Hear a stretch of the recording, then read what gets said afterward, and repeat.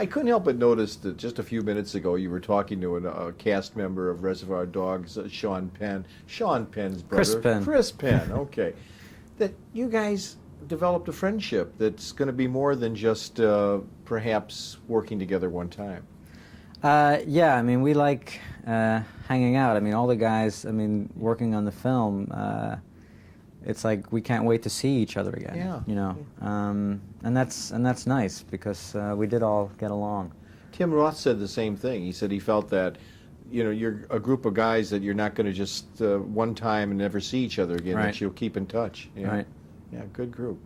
I thought you were outstanding in Barton Fink and Miller's Crossing. You worked with the Coens, and did you have a feeling seeing this film that those guys, those brothers, would love this film? Knowing what kind of movies they make? Yeah, I didn't think about that while making it, but yeah, I mean, I think they're going to come. We're having a premiere on Monday night, and I made sure that they were invited because I do think it's a film that they would like. Yeah, I do too. Yeah. I got to get you to comment on a couple scenes I really enjoyed very much. First of all, we'll lead into the scene by, are you a lousy tipper? I'm a great tipper, you know. That was a really, that was an acting feat that I had to do there. In that scene, but I understand that philosophy. I mean, that's actually Quentin's real philosophy. Yeah. Quentin Tarantino. The Oh, director. is it? He doesn't leave money. That's how he really feels about tipping. And I've been out with him, and it's been a problem. You know, it's because you always have to like compensate for what he doesn't leave. But now I'm going to be the one that's stuck with the reputation once the movie comes out. Forever. So. You're going to be a nightmare when you go into New York restaurants and that, you know. Yeah. But for our viewers that don't understand, they'll have to see the movie now to figure out what we're talking about. Right. Yeah. Okay. The other scene that I really enjoyed involved you and Lawrence Tierney about your color, who you're going to be, Mr. Pink. Well, I think that scene is funny because it, you know, the way the structure of the film is that you don't know these guys in the first scene, and you learn a little bit about what's happening throughout the movie until at the end the audience knows more than the characters know. And that scene where he's handing out the colors comes at kind of at the end of the movie. And so you see what these guys have been through. And, you know, they've been through hell, and the movie is kind of brutal, and it's, you know, and it's like in your face. Yeah. And then you have this scene where he's giving out the colors to these, like, hardened criminals, and they're bickering about what color they're getting. You know, that's, and Lawrence Tierney is great in that. Yeah, you know, wasn't he great? He's so funny. Yeah. Of course, you're Mr. Pink, a color that you despised, and you'd rather been Mr. Purple or something else. Yeah, anything but pink. About the character, did he really believe he's a professional? Oh, yeah. No, he really, really, I mean, he is. He really believes that. And he's proud of it. And he doesn't understand why everyone else isn't up to his level. Because this is, you know, the consequences are very serious. And so, so he's freaking out, but with good reason. Yeah.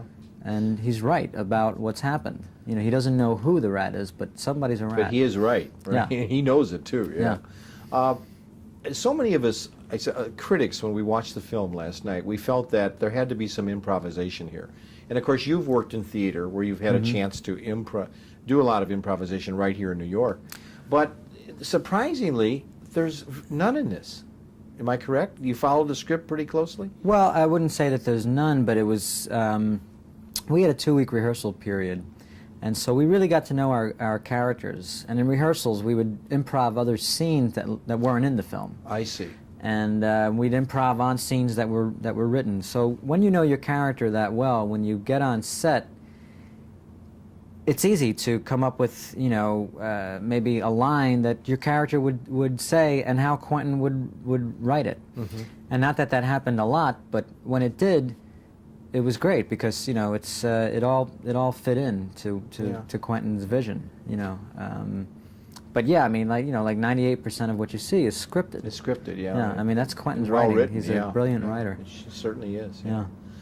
How would you describe this as a caper film with humor, or it's been? I see it almost as a black comedy in a way. I mean,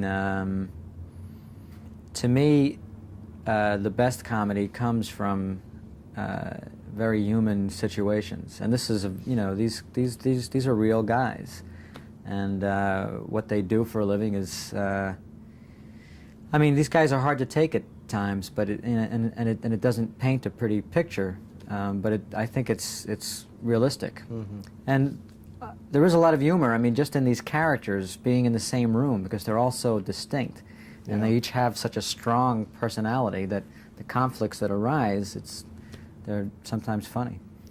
Can't believe we just have 1 minute, but I do want to say this. I know you wanted to be a stand-up comic. Well, I used to do stand-up. I mean, that's Here in how New I York, started out, and I got out of it kind of fast because it's tough. it wasn't for me. That's I have the you know, the most respect for stand-ups because I think it is one of the hardest things to do. Well, I'm glad you made the transition because Yeah, you're I a enjoy wonderful acting. actor. Thank you. You're a wonderful actor. You do a great job. And as I said off camera, I think you have that Western look. Uh-huh. Lonesome Dove and maybe more cowboy movies. I hope so. You hope so. You'd like Yeah, to do that. sure. Yeah. Well, this is a winner. And thanks again. I really did enjoy Well, it. thank you. I'm Nice glad meeting liked you, it. Steve. Nice to meet you.